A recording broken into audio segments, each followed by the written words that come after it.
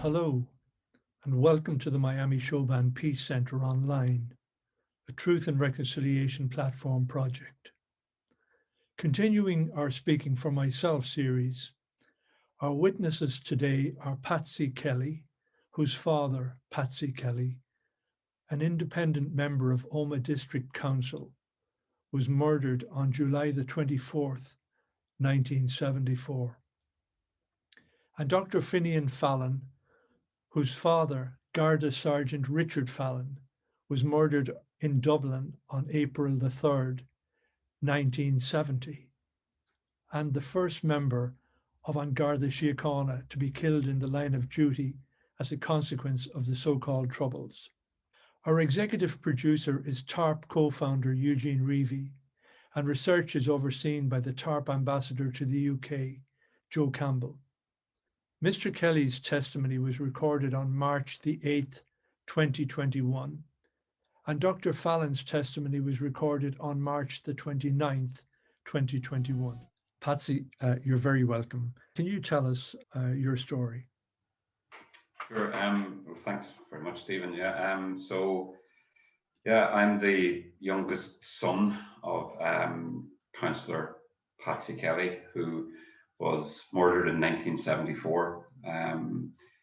He was a civil rights activist and democratically elected member of Omagh District Council in the area.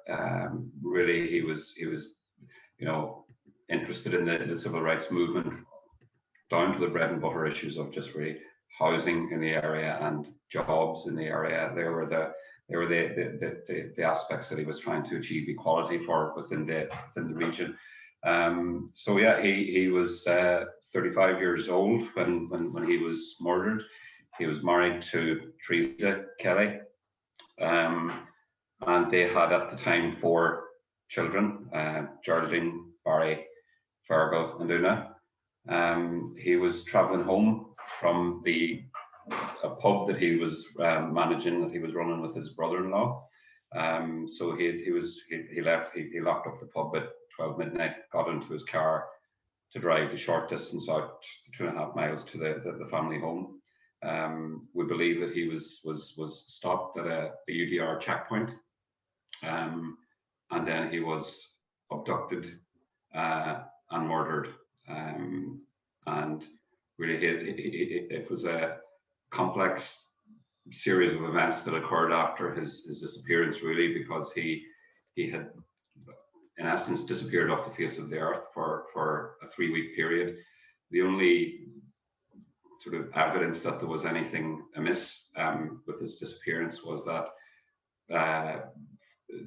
blood, some short buttons and fragments of hair were found on the roadside, where we believe that he was stopped by UDR patrol. The reason that we believe that he was stopped by UDR patrol is that local people had actually been stopped or had witnessed UDR patrol operating at the exact same spot on the same night that he had gone missing. He also would have always said to my mother at all times when he was driving home, because she would have been concerned about the fact that he was locking up the pub late at night and then traveling home in the current environment that there would have been in the north at the time. Because he was traveling home with takings from the pub, she always was worried about the fact that he was having to make that journey on his own. And he said, "Look, don't worry." He said, "I will only ever stop for someone in a uniform. So I will only ever stop at a security force checkpoint. So if someone's trying to commit a robbery or do something else, it will only be someone in a uniform that I'll ever stop for." It was over 3 weeks, as I say, and really local people, because of the blood and hair and buttons that were found on the roadside, knew that my father had been, there was something, that it wasn't just a case of him, disappearing. There was something amiss here, seriously amiss. So the alarm was raised locally, and his car had gone missing as well. So his car had disappeared. So it was, local people gathered themselves, went to the local GA club, and sort of organised search parties, and from there they would go out every day and sort of search and try and find if there was any sort of people knew that they were going to be searching for remains. They knew that he was. They just believed that he was murdered at that point because of the blood and stuff that had been found there. So yeah, for a period of 3 weeks, I mean, there were hundreds of people per day would go out searching, volunteers. They would walk through bogland and they would walk through, and one photograph from 74 is where the searchers actually stripped themselves down to their waists and waded through sort of like waters and rivers and lakes just to try and find any piece of information at all as to where he may have gone. I think it was maybe 3 days later his car was found, burnt out, probably about, it was a good 10 miles away, a place called Brookborough. And when his car was found, the news sort of filtered through to the locality back to Trillick that he had that his car was found, and people were so engaged in the search at that point that I think it was about 4 or 5 in the morning maybe that this news had come through to the locals.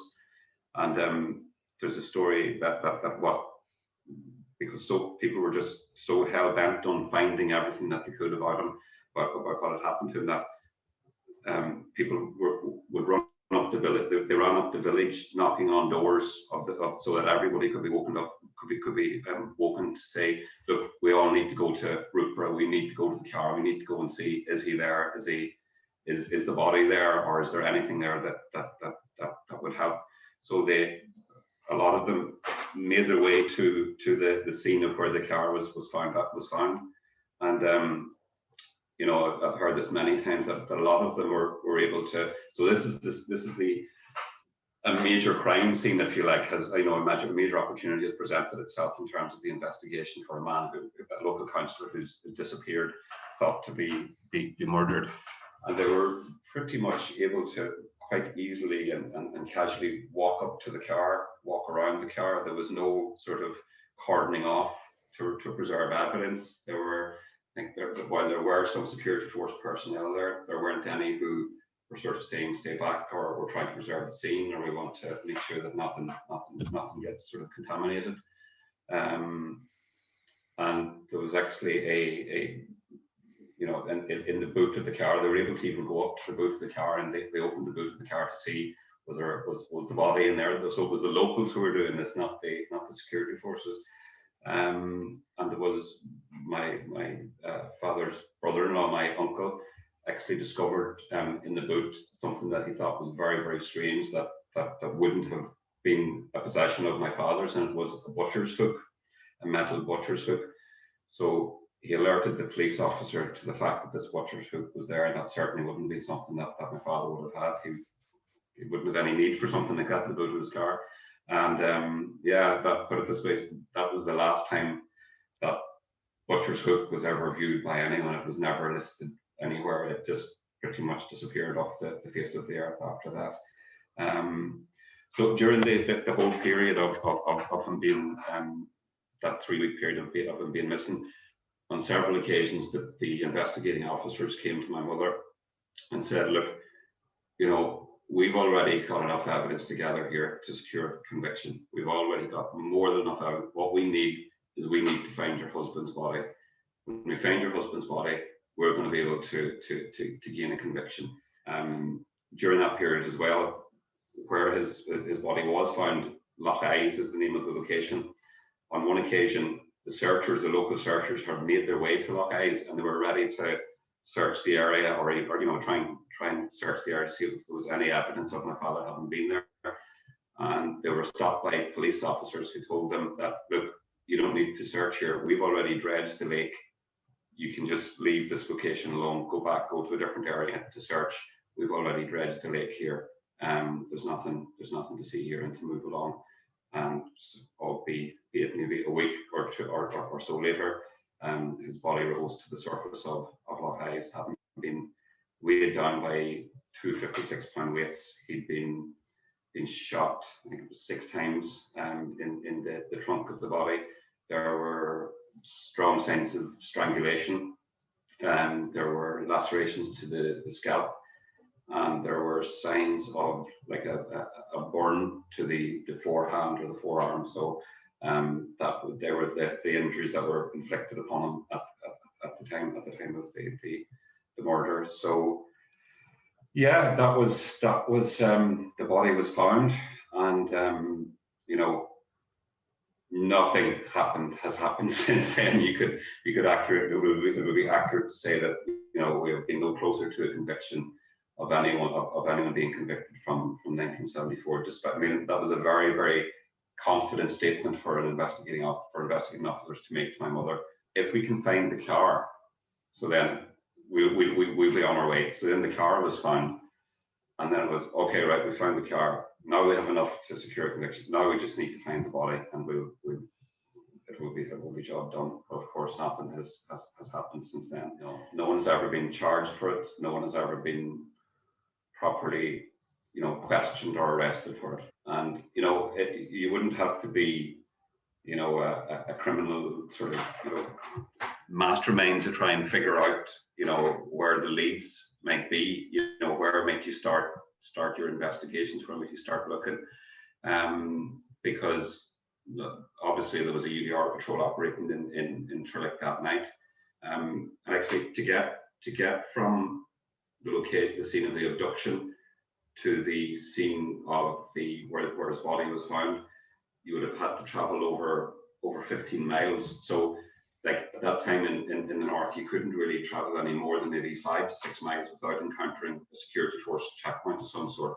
So really, if you look at the statistics of that journey, the perpetrators should have, encountered at least 2, if not 3, security force checkpoints by the time they got to Loch Eyes, rowed out in a boat, and disposed of the body.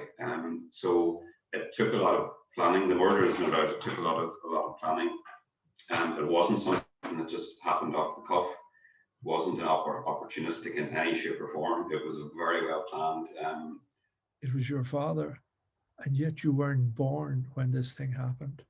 During that 3-week period that my father's body was missing, my mother discovered that she was pregnant with myself at that time. So on top of all of the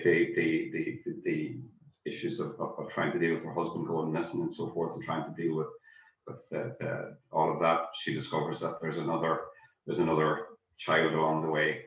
My mother ensured that we never actually wanted for anything at all, and that she raised us really to never have bitterness or hatred of any sort. And even at the time that my father's body was missing, she gave a press interview whereby she said she actually prayed for the people who would have killed him and who would have murdered him, because they deserve her prayer, they deserve prayers, they deserve people's prayers, and she called for no retaliation at the time as well. How important is it to you to get the truth about your father's murder? It's deeply, deeply important. It's deeply important. It's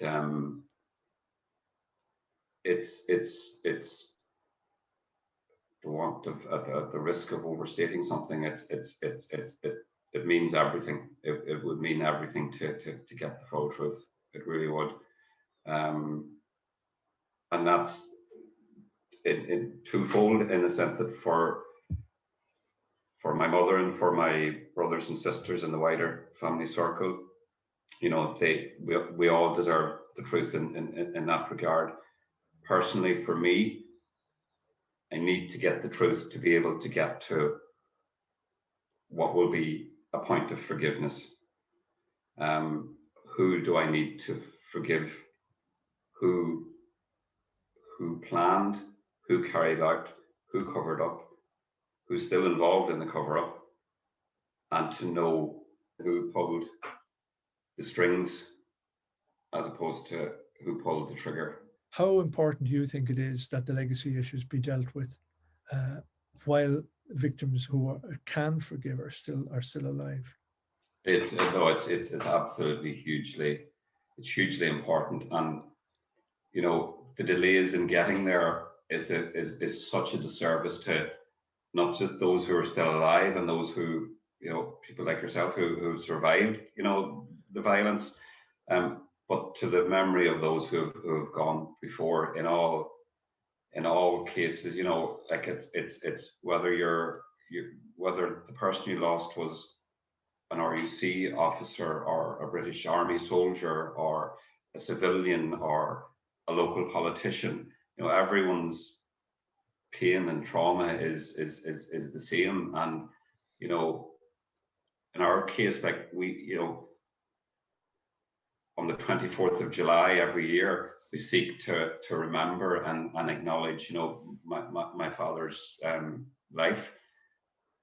But when you don't have the full picture of what actually happened, there's so much that's unresolved. There's so much that's left undealt with. And psychologically, for us as a family, that's extremely difficult to deal with every day.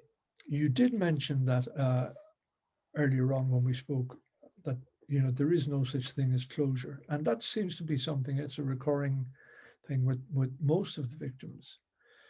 So if there's no such thing as closure, then what will truth give you, and how will it change your life? It will give me the opportunity to be able to close the book and to be able to say, we did everything that we possibly could to help to heal each other as a family unit, first of all, as a community, and then as wider society. Because when you can get to that point of healing, well then, you have really, really achieved something. And it's an acknowledgement that what happened in my father's case is able to be understood more clearly and understood as to what levels, whether it went to the top of whatever organization or whatever state that may be, but at least you'll have the full picture in front of you to be able to actually and properly heal. Well, Patsy, it's been a privilege talking to you. You're certainly a credit to your late father and to your mother. Thank you very much for such a brave testimony. Thank you, Stephen. Dr. Finian Fallon, can you tell us your story, please? Thank you, Stephen. Yeah, so when I was 4 years of age, my father was an Irish policeman, a Garda, as we describe them here in Ireland. Garda Richard Fallon was his name. And on April 3rd, 1970, my father was about to leave work for the evening, and an alarm call came to let him and his colleagues know that there was a bank robbery going on in Dublin city centre at a place called Arran Quay. And so my father, who had the option of going home, he was still in uniform, but he decided to go with his colleagues down to the bank robbery and see what could be, or down to the alarm as he thought then, and see what was afoot. And as he went down with two of his colleagues, Garda Firth and Garda Hunter, it was obvious there was a bank robbery going on. And as the police car pulled up, the squad car pulled up, my father got out of the car and tried to apprehend one of the robbers. And I think my father had grabbed one of them, and he was shot. My father was shot then immediately after that. There were two shots from two different guns that killed him, and he was reportedly dead before he hit the ground. So it was quite an impactful murder in some senses. It was the first policeman killed in the south of Ireland since 1942. Irish police, as you know, are unarmed and remain so to a large degree today. So it was quite a blow in some senses, a cultural blow in some senses, I suppose, a civic blow certainly, to have the death of a policeman reported. In the aftermath of the murder, there was lots of allegations and accusations levied back and forth about what had happened to my father and the purported involvement of the state in some of the gun running scandals of the day. And my belief is that one of the guns that killed my father, or the guns that killed my father, were possibly came from sources that were facilitated in providing guns to this gang. So in the immediate aftermath of the murder, there were lots of efforts made to apprehend the killers. There was a cordon put around Dublin city centre, but in subsequent years there were allegations made that the gang had been helped to escape. So in the aftermath of that, Stephen, there was quite a, obviously you can imagine the impact on my family. My mother was devastated. She had 5 children, the oldest of which was 12 years of age. I was only 4 at the time. The funeral was huge, one would say. There was 1,000 members of the Irish police force, the Irish Garda, attended the funeral. And then tragically, 10 months after my father's death, our house went on fire. Sorry, it was less than 10 months. It was in October of 1970. The house went on fire. It was completely destroyed from top to bottom. So we were living a nomadic life for a couple of years after that as we tried to find a new place to live, which we eventually did and settled into that. But one can only wonder at the plight of a single woman, my mother, in 1970, in the aftermath of such an event, with such resonance in our culture and society around the North and the South and the British and all of the tensions inherent in that. You know, the difficulty for her of trying to bring up 5 children on her own, 5 young children on her own, and the impact it no doubt had on her. As my older brother Richard described it at my mother's funeral, you know, he said once that she died of a broken heart, and he's often talked about the bullet that never stopped as well in terms of the impact it's had on the family. So two of my brothers, Joseph and Damien, both died very young in their early 40s. And I would say, as a practitioner in the field of psychotherapy, I would say that both of their deaths was very much related to the trauma of what went on, you know, rising from my father's death and the impact of violence on them. We know from contemporary research into the death of police on duty or in service that up to 70% of the people who are left behind, as it were, the partners of those who are killed on duty, will develop PTSD, post-traumatic stress disorder. And I've no doubt probably the diagnosis of PTSD wasn't as prevalent as it might have been now in current times. In 1970, I think medication was more often the response to the such problems in those times than psychotherapy or counselling. But I've no doubt my mother suffered from PTSD and never really recovered from the death of my father and couldn't get her life started again. And how would she, with 5 children to take care of and mind? So in terms of the personal impact on me, I suppose it's to some extent it's informed my work as both becoming and being a psychotherapist. In my view, I think at this stage, you know, we've seen in the context of the troubles that have visited all of these islands that a lot of victims or survivors have yet to receive a proper accounting for what went on in the aftermath of during the troubles, and also the state involvement as well, north and south, in some of those incidents. And again, my view is that we should have an all-island Truth and Reconciliation Commission to address those issues, because, as I say, as yet we have a peace which is reasonably steady, I think, but we don't have peace for those whose minds have been tragically upset or even destroyed by the murderous mayhem that went on and remains in the aftermath. We know in Northern Ireland, for example, it has one of the highest rates of PTSD in the world, certainly among high-income countries, and also the level of suicide completion in the north is massive, and there's a huge remnant of mental health issues which remain in Northern Ireland as a result of the troubles. It was a very, very troubled state in terms of the proportion of people killed and the relative impact of the troubles on the population there. And I don't think that legacy has been dealt with appropriately. I think, as I say, politicians have reached a peace among politicians, but that has yet to be to filter down adequately into the victims stroke survivors experience of it, because again, a truth untold remains a pain, I would say, for some people, and I think the suffering and legacy of the troubles is very much still alive among those who've experienced it and been victims of it and been subject to the injustices both from state and from terrorist organizations in the aftermath. So from my perspective, as I say, I think it's informed my work to a great degree. You know, it's spent many years studying. I've spent many years looking, I suppose.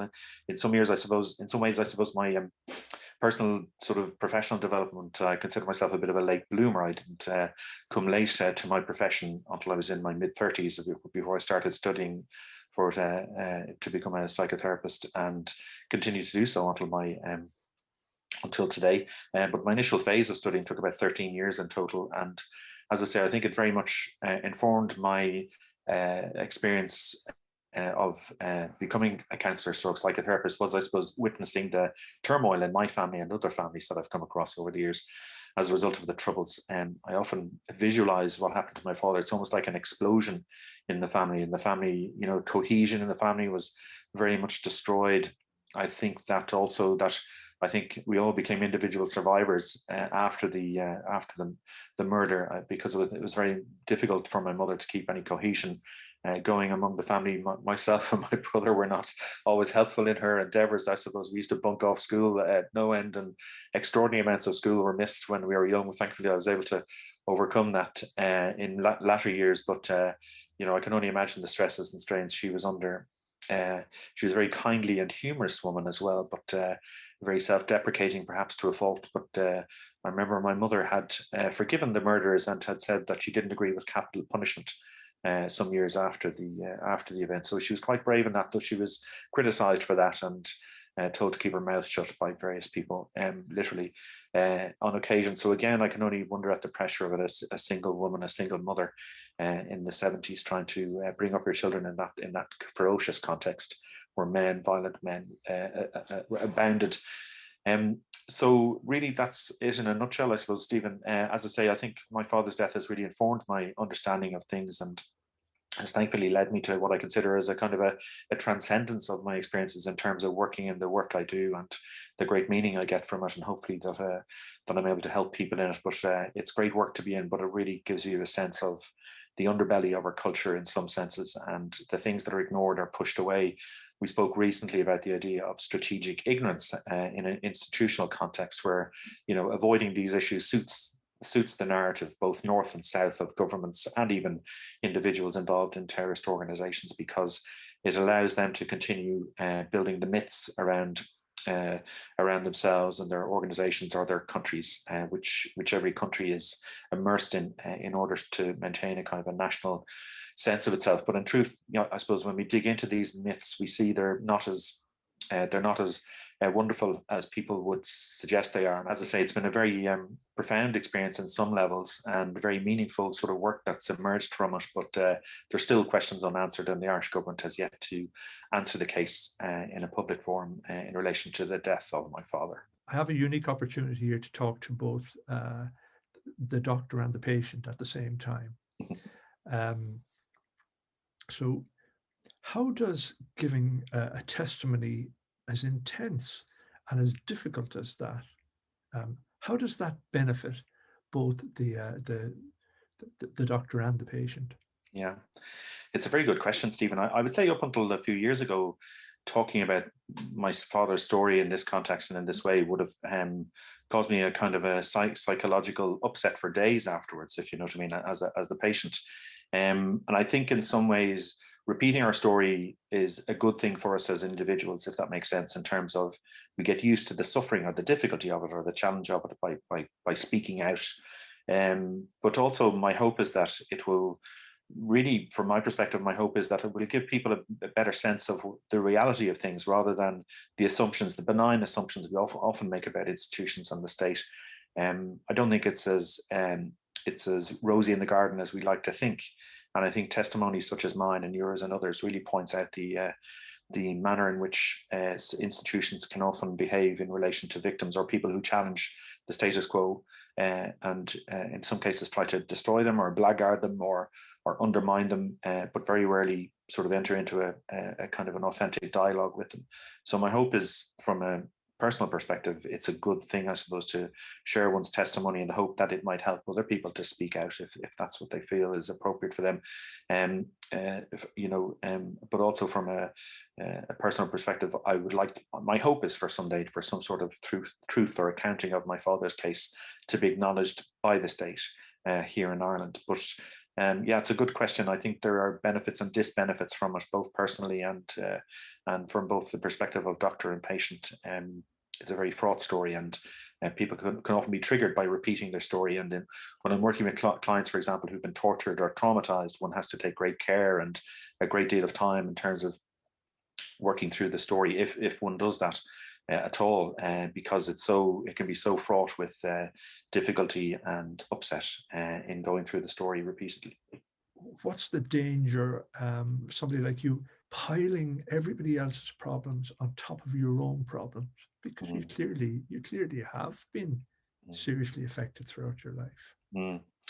Yeah, and it's something, I suppose, Stephen, that it's something we have to be very careful as practitioners. Self-care is a big element of it. It was something I was perhaps a little cynical of when I started my training, but it's something that I see as essential now. And, you know, taking breaks and having supervision and having colleagues and friends with whom we're able to talk about the work in confidential contexts, in appropriate contexts, is really important. But it is difficult work, and it is important that, you know, in my own practice, I take on a limited amount of trauma work, if you like, and torture work. So it wouldn't form the bulk of my practice, but it does form a significant part of it. But I sometimes will delay taking on clients where their story might be particularly difficult, for that reason, that it does take a chunk out of us every time we encounter it to some extent.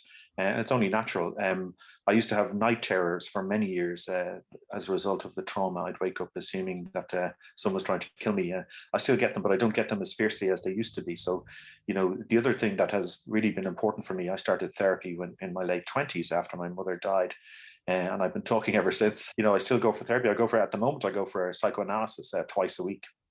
And I hate it, but it's very good for kind of diluting the kind of psychic energies that can often accumulate in the work that I do. And you know, the original founder of psychotherapy, Freud, would say that psychotherapists or those in the work should go for their own analysis or go for their own therapy every 5 years or so, at least, just as a kind of a mental hygiene process. So I found therapy first and primarily the most important beneficial thing for me in terms of dealing with the aftermath of my father's death, but also in terms of dealing with the work I do. And as I say, not overdoing it in terms of the type of client I might take on, but also not overdoing it in terms of the workload, but also going for therapy myself and kind of dispelling my own tensions with through speaking to someone else. Is it possible to say, physician, heal thyself? To what extent can you heal yourself as opposed to just flagging up the dangers? Yeah, it's an interesting question, Stephen. It's quite difficult, I would say, for anyone to be healed. Or, you know, sometimes I have this, I teach a diploma in trauma at City College here in Dublin. And one of the things I often talk about is the idea, the difference between curing and healing, if you know what I mean. And I see, you know, curing is the trauma has gone away and the problem is eliminated. Curing is a rare thing in treating anyone with a trauma experience, if that makes sense. It's very often a healing, which is something I see as a process. And we go through cycles of our healing, and we recover at different times in different ways and in response to different events. So I think healing is a process rather than a destination. It's something we aspire to and continually pursue, but we can be caught out at different times. You know, the pandemic, for example, has been quite a shock for a lot of people. But it's funny to say, if I can say, use the word funny in this context, but it's an almost a paradoxical thing to say that a number of clients who've experienced significant traumas have found the pandemic lockdowns okay, because they're used to the level of isolation and stress that the pandemic has brought. So it's familiar territory for many of those, whereas it's been devastating for a lot of people as well. So I do think, yeah, it can be very difficult for people to recover perfectly. And I don't think recovery is perfect. I don't think humans are perfect. And I don't think healing is perfect. But again, it's something we aspire to and keep working at, hopefully get better over time. What is normal? Stephen, I don't know what normal is. I think if you scratch the surface of any individual, you'll find something that you might not consider normal. Not to say it's bad, but I don't know what normality is really.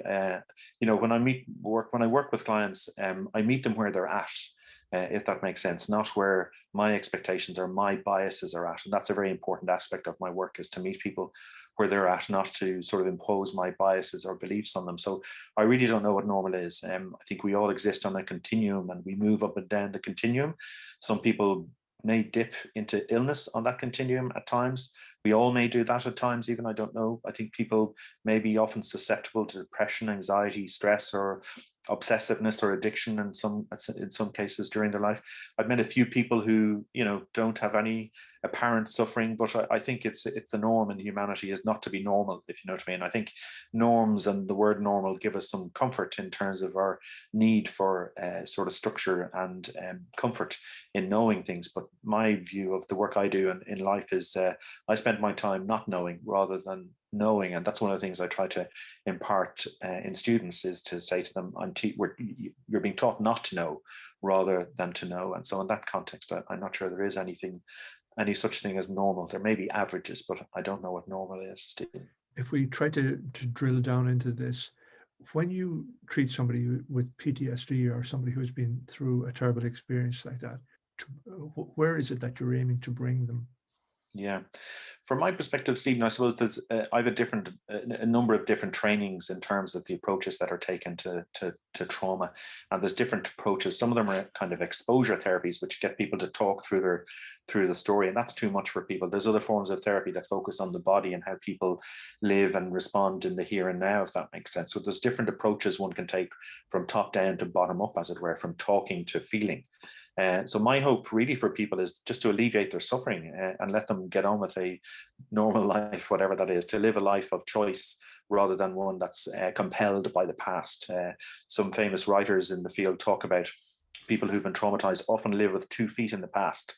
Or 1 foot in the past and 1 foot in the present. And often what I'm hoping for people is that they'll be able to live more in the present and not be subject to the suffering and violence of the past in their everyday lives, and try and emerge from that. And very often the trauma can reside in the body in terms of a symptom or a stress or anxiety of some description, or it can reside in the mind in terms of the thoughts and feelings and beliefs that one can maintain. So the hope is that people, as I say, will I often conceptualize this as helping to put people in choice and awareness rather than being subject to responding to life based on their trauma. So bringing them fully into the present, I suppose, is part of that. Is there a danger then in trying to superimpose our values and the values that we think are normal on what happened in the past? Is it fair to say that things were, and again to use a cliche, things were different then? Yeah, it's an interesting one. Yeah. And, sometimes people will say, you shouldn't be raking up the leaves of the past and let sleeping dogs lie and all that kind of thing. And for some people that may be true and fair enough. But for some of us, we don't accept that. I think what was wrong then is wrong now in many respects. And things were different, certainly. But an injustice, I think, where people are murdered for political beliefs or in defending an institution or defending a country, I think that's wrong. And it's universally wrong and has been wrong since the foundation of the Irish state, certainly, and the foundation of, it's a principle in natural justice that the state should not kill its citizens effectively or shouldn't collude in doing so. So I think things were different then, but they weren't that different. I think a right is still a right and a wrong is still a wrong in the context of murdering people for beliefs and for the defense of institutional positions. Freud described the thin veneer of civilization, and I do think there are men and women who will rally to a violent call if it were to arise again in any country, in any state, at any time, and they would be available now today. We've seen extraordinary examples in Myanmar recently where children have been killed on the street, and there are men and women who are willing to do that on behalf of the state in defense of some notional ideal. And I do think those people are still out there. Thankfully, as in Ireland back in the 70s, there was a significant group of people in the South who didn't believe in violence. They certainly supported those who were subject to pogroms and violence in the North. But certainly there's always been people who support violence, and there will always be people who don't, who oppose violence, thankfully. And hopefully, I like to think that over time, our culture and our society becomes more progressive. But we've seen, as in the American example recently, that there's waves that crash back and forth in relation to violence and extremism, and hopefully it'll be short-lived. But as I say, these things tend to shift and sort of come and go over history. But my hope is that over time we become more progressive, and the rule of law defends those who are subject to such violence. But I do think there's always a violence possible, and there are always people willing to carry out violence on others' behalf. Can we handle the truth? Is it dangerous, or is it a risk worth taking? My sense of it, Stephen, is that, particularly in the south of Ireland, our institutions and our state are very much wed to a cultural kind of attitude of shame and secrecy. And it takes a very long time for things to emerge in the public domain, and it often takes an individual who's willing to sacrifice everything in order to attain some sort of truth emerging. And I think I do think, in a general sense, that more transparency and availability or access to information is a good thing, because it drives progress and it prevents corruption at a basic level. So my view of the most important thing we have is the rule of law, and the calling of to account of people under law, which is, in the normal course of events, it's available to people in the normal day-to-day activities that we engage in. But for these events during the Troubles, the rule of law has been kind of suspended, to some extent, at the behest of some individuals as a general movement by elements within the states. I don't think the whole state is necessarily involved in these things. And so I think, in terms of truth, I think it's a relative concept to some extent, but I do think that those who are victims, survivors of the Troubles, are entitled to an account of their truth to be given in a public format. And that's why I do support a Truth and Reconciliation Commission for all its imperfections. It's better than doing nothing. It's better than letting people live quietly desperate lives, waiting and hoping for some kind of truth to be given to them in the aftermath of the murder and mayhem that was visited on their loved ones and families. We're in a situation with the Troubles where a lot of the information has been lost, and a lot of the law, will not be able to be applied in a realistic way. But certainly, I think people are entitled to some sort of account, even just to tell their story in a public forum, and for people who perpetrated them to be called to account. But again, it's not a perfect process. And as you say, there's a difference between law and justice, and very often people who expect justice will merely get the law and are often dissatisfied with the outcomes of these processes. But it's the best we have. And I think, as I say, the rule of law is paramount, and it's something that hopefully evolves in a progressive sense over time. How would you design a truth and reconciliation process? Yeah, I'm sure there are people who are better at it than me, Stephen. I suppose the South African example is the one I'm most familiar with. And again, it had its imperfections, but I suppose from my perspective, I think there should be a statutory footing for it. I appreciate the sensitivities involved, but I imagine that this will be unacceptable for a number of people involved in the process. But I do think there would have to be some sort of forgiveness in the law for those who may have perpetrated, as long as they cooperate. But I basically think it should have a statutory footing. It should be agreed among the islands, north and south, and in the United Kingdom and the Republic of Ireland should be participate in it. It should be overseen internationally, and the proceedings should be made public. Essentially, I suppose that's my initial kind of expectations or hopes for such a process. Forgiveness as opposed to an amnesty, or an amnesty as opposed to forgiveness? Yeah, an amnesty as opposed to forgiveness. Yeah, I wouldn't seek to take the word forgiveness away from the choices of individuals who've suffered. Forgiveness is a funny thing, I think, Stephen. As I say, sometimes therapists might assume that it's an essential for recovery. I don't think it is. I don't think it's an essential thing, and I don't think it should be forced upon people. I suppose I'm speaking more in the context of an amnesty for those who are willing to cooperate, rather than forgiveness. I mean, legal forgiveness in that sense. But from an individual point of view, I don't think forgiveness is an essential component of healing, as we were talking about earlier on. But it's up to individuals. But it's an important consideration, but it's not an essential thing to have, I think. Well, Dr. Finian Fallon, it's been a fascinating talking to you, and congratulations on the amazing work that you do, and your bravery and the bravery of your family. Hopefully we'll hear a lot more from you, and that people will benefit from the work that you do and your wisdom. Thank you very much. Thank you, Stephen, and thank you also for the work you're doing in this. It's a brave thing you're doing, and your demeanour and graciousness is evident to all who come across you. So thank you indeed for the work you're doing. Thanks to Patsy Kelly, Dr. Finian Fallon, Eugene Reevy and Joe Campbell, and to all our TARP colleagues who work so hard to raise the voices of victims. Special thanks to Ireland's Department of Foreign Affairs and Trade, and to Tracy Dempsey for their continuing support. Please visit our website, tarp.global, to learn more about the work of Truth and Reconciliation Platform.